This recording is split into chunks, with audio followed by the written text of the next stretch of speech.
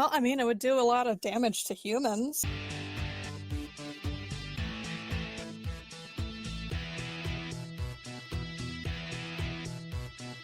Hello, and welcome to the Afterspark podcast, an episode-by-episode recap of the Generation 1 Transformers cartoon. I'm Els. And I'm Specs. And today we're going to be talking about episode number 32, Megatron's Master Plan, Part 2.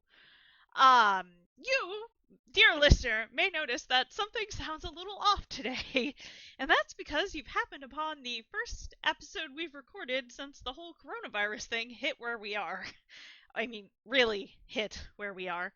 So we are having to record separately, and you're gonna hear some kind of wonky sound quality. We're doing the best we can, but yeah, this is kind of what we gotta deal with right now. Let's talk about giant robots today, shall we? Sure, let's do that. Alright. Last time, on the Transformers, a local municipal government kicked the Autobots off Earth, leaving the Decepticons completely unchallenged. Also, the Autobots are hurtling towards the sun.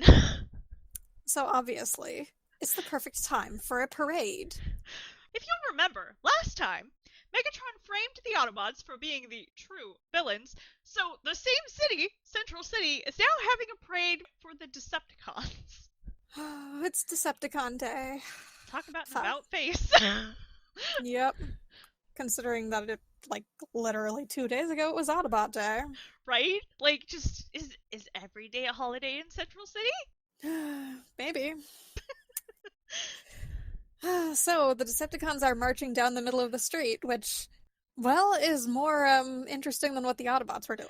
Yeah, at least they're in robot mode. I mean, mostly because having a jet fly through the street would be strange, but not more strange than a gun flying through the streets. Starscream asks Megatron effectively, why are we doing this? Megatron says he has his reasons. And those reasons are ego stroking. Megatron just needs more positive affirmation in his life, Specs. He wants everyone to suck up to him. Pretty much, yeah.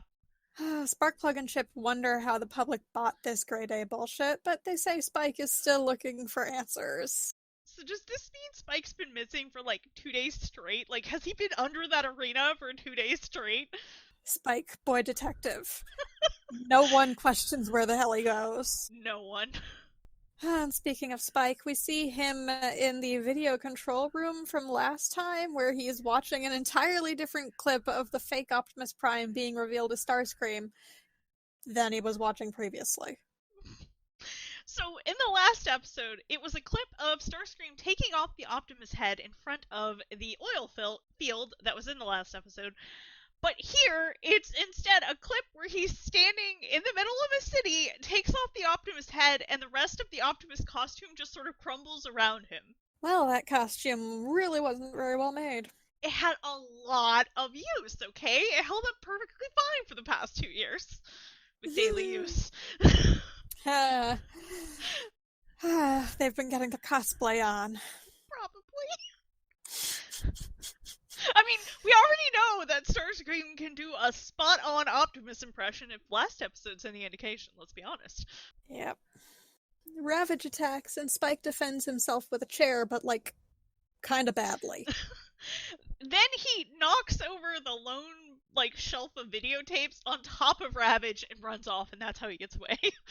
Yep. So then we cut to a gym where the Decepticons have apparently been invited to prom. Of course. We see Rumble, Soundwave, Ravage, and Laserbeak are all on the dance floor, and I have to ask, did Ravage decide to let Spike go so he could go to this dance? Also, he is extra cute here. Just adorable. I don't know, I guess at some point Ravage was just like, screw this bullshit. Screw this, I'm not chasing this kid halfway through the city when I can go get tiny finger foods in a gym. One lone brave dumbass walks up to Laserbeak and says, Laserbeak want a cracker? And is like, oh, this man's cruising for a bruising. And then we just get this close-up of Laserbeak's eyes glowing before we cut to the Autobots, so that was definitely the equivalent of he looks at the camera like he's in the office, right? Mm-hmm. And in space, Cosmos is leading the Autobot ship away from Earth. Cosmos! The Autobots make their displeasure at being kicked off Earth known to Optimus Prime. Ironhide's pissed. Cliffjumper jumps off some cliffs. You know, some metaphorical ones. Optimus tries to turn the ship around, but pressing, random buttons does absolutely nothing for him. Of course not. So then, Hound somehow triangulates their location with his shoulder-mounted cannon hollow-form projector. Why didn't they just ask Cosmos? Cosmos must just be outside thinking, they must know, right? They must know they're headed towards the sun.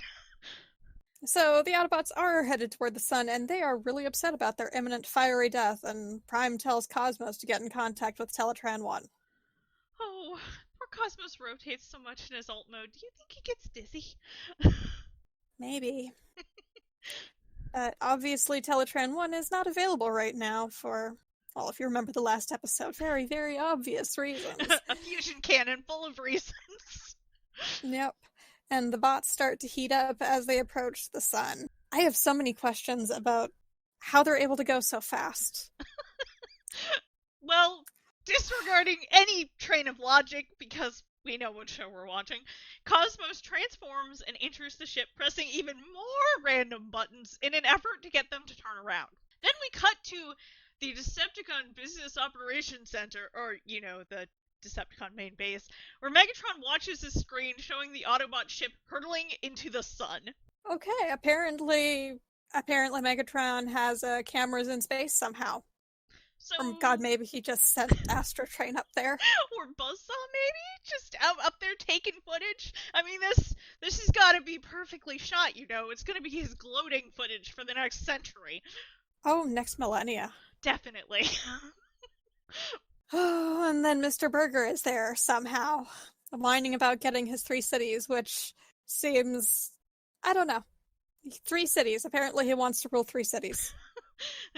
Small price to pay for Earth. Megatron calls him pathetic, and quite frankly, I have to agree. Yeah. Megatron counts down before the ship explodes. We then see the Decepticons leave their base because, and I quote, they have a press conference.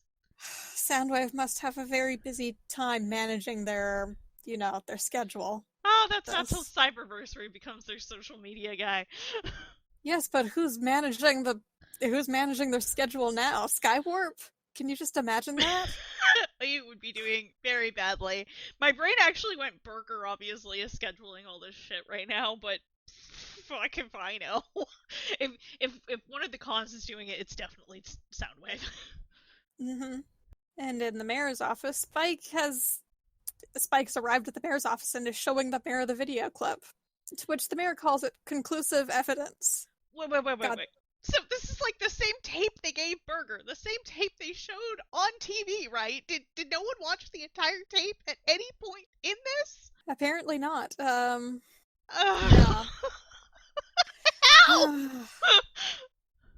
don't know. It doesn't even look like they did any editing. Aside from them swapping between a city and an oil field at some point during this video. The mayor says, "How could we have been so stupid?" You said it, sir, not me. And then we cut to a house that looks bigger on the inside than the out.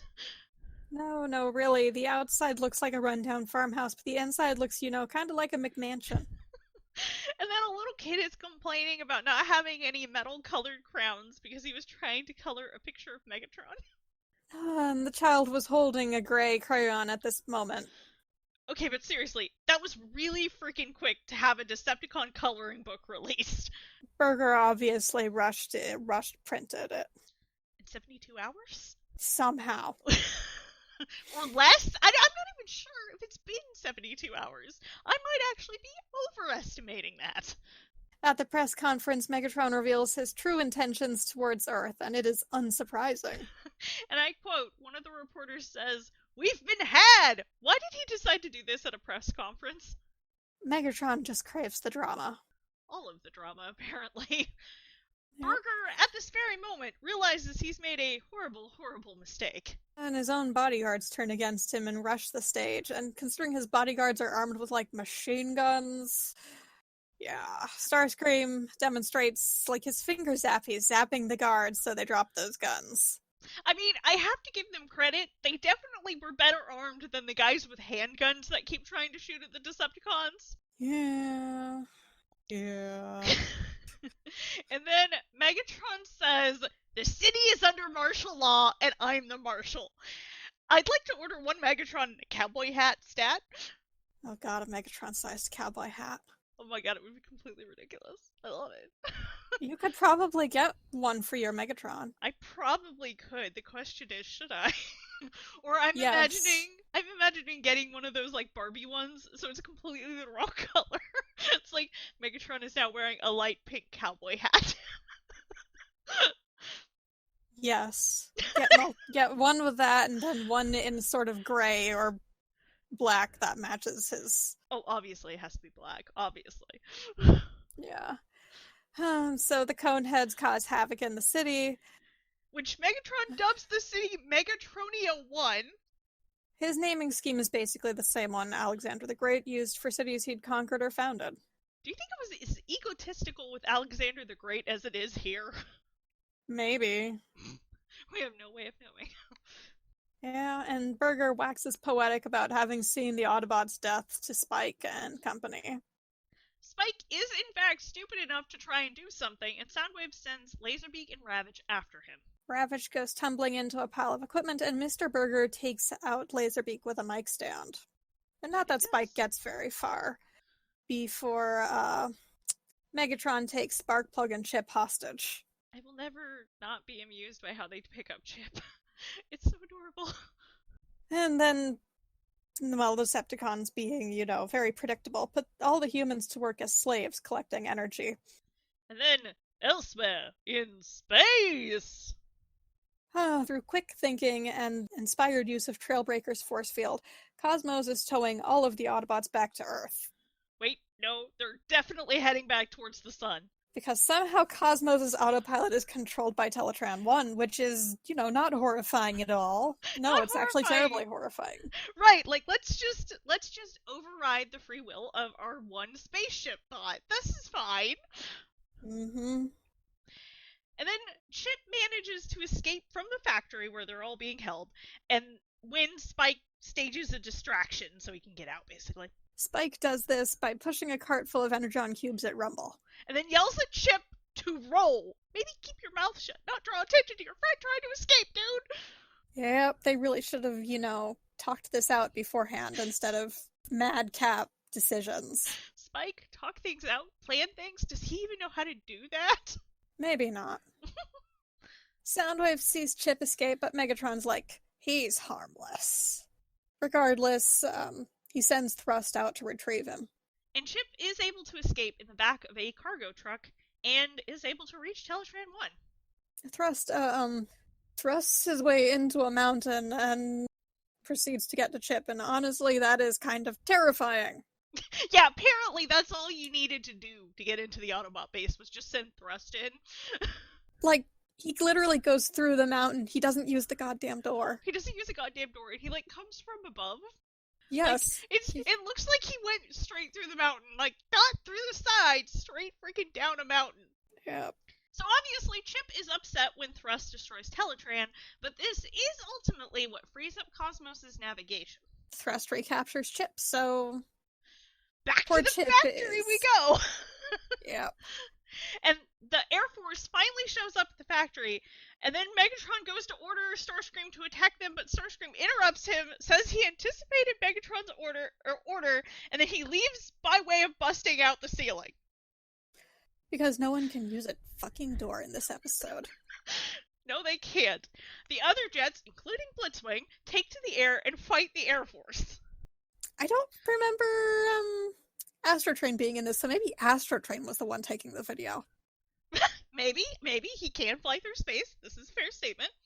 Or maybe it was, both Astrotrain and Buzzsaw, so they could get different angles. Yes, obviously Megatron needs multiple angles of his totally erotic frenemy's death. Yes. This is exactly what happened. And Buzzsaw needs a ride back. outside. He can fly perfectly fine, but that might be a bit of a long trip. distance. Yeah. The Khans threaten to destroy the entire city if the Air Force comes back, but immediately afterwards, the Autobots show up. Megatron hears them, blasts through the wall, and then runs outside. No one can use a damn door. I mean, do they ever really use doors very well anyway? Well, when they have to exit, when the Decepticons have to exit their ship, yes, because if they Water don't, would get in. yeah. Megs is super upset because he saw the Autobots explode, damn it. Of course, a fight breaks out. And, after the firefight, Megatron orders a retreat. And then the mayor apologizes, as does Burger, who offers to disband his private army. Oh my god, he even calls it his private army. Burger, you should be charged. Yeah, he really should. Sparkplug tells him that his private army already quit when they found out what a dog's lunch he was. That's a new insult, or a really old one I have never heard of. It's British? It means a clusterfuck, maybe? Or... Sparkplug, most interesting man in the world. I don't know. I mean, if it's based off of, dog's dinner or something, maybe. I don't know. Yeah, I think we looked it up. We tried to look up where it was from, and we came to British and clusterfuck, apparently. Yeah. So Optimus tells Burger he's gonna stand trial for his sins. Presumably they won't be shooting him into the sun if he loses. And then the Autobots head home, with their squishies in tow. So join us next time for episode 33, Auto Berserk. Red Alert gets bonked on the head and is suddenly paranoid about everyone and everything, except Starscream. Who is the worst person to not be paranoid about? Exactly. That is exactly. Alright, we have two of my wildcard picks for tonight.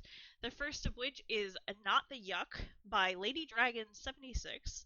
It is based in the IDW continuity. It is G, it is Jen, there are no pairings. Our characters are Bob, Megatron, and Sunstreaker. And if you haven't read the IDW comics, Bob is an Insecticon who basically is kind of Sunstreaker's pet. In summary, Bob must help Megatron, and this is a one-shot. Nice, it sounds good. It's very cute. It's short, but it's very cute. Honestly, Bob needs to be in more fanfics, in my humble opinion. He's adorable. But what do I know? He's like Sunstreaker's service animal. Yeah, service bug. Service bug. Yeah, he's such a cute little bug. He's probably as big as my car. But I could totally call him little if I want to. I think bigger than your car. Probably, considering what we're talking about. And then our second fic is Forgetful But Not Forgotten by She-Tiger. It is IDW, G, Jen, no pairings. Our characters are Rung, Sincere. Is that how we say his name? I guess it's as good as anything, because I tend to think of it as Sincere. Okay, one of those two names, but that guy. Red Alert, Ultra Magnus, Rodimus, Primus, and Mortalis. So, in summary, what if the remaining four members of the Guiding Hand were able to absorb Adaptus's blast before it hit the rest of the planet? But rather than everyone forgetting who they were the ones who forgot their true identities. Epistemus has a body in this AU, and then this is a one-shot. And then our fan artist for today is Pirate Cashew. They have some very lovely work, and today we've linked to an assortment of different Transformers busts and a comic called Grimlock Goes to the Store, which is every bit as delightful as you're imagining. I remember that. That one was fun. I know, right? It's adorable. But honestly, I love Grimlock, and the IDW comics is pretty great. Speaking of Sincere, or however the hell we pronounce his name, there's fan art of him as well. So, actually, yay. I pulled up a thing. It's the pronunciation of it. Oh, okay. What is it? Censura. Huh. That is not one I would have landed on. But that guy. And then at least that's what it is in Latin, I guess. That would make sense. A lot of their names do have Latin roots. And then there's some more busts that include Perceptor and Pharma. Yeah, I feel Pharma's like not the main attraction here for me, but I like their Misfire. Misfire's pretty great. I'm sad. I know he pops up at the tail end of G1, and I'm so used to him actually having a character in the comic. So sad. And that just about wraps it up for us today. Remember to check us out on Tumblr or Pillowfort as Afterspark-podcast for any additional information, show notes, or links we may have mentioned. You can also find us on Facebook and Twitter at AftersparkPod, all one word, and various other locations by searching for Afterspark Podcast, such as AO3, iTunes, Google Podcasts, Stitcher, and YouTube, just to name a few. And feel free to send us questions on Tumblr or YouTube. Till next time, and specs. And I'm Alice. Toodles!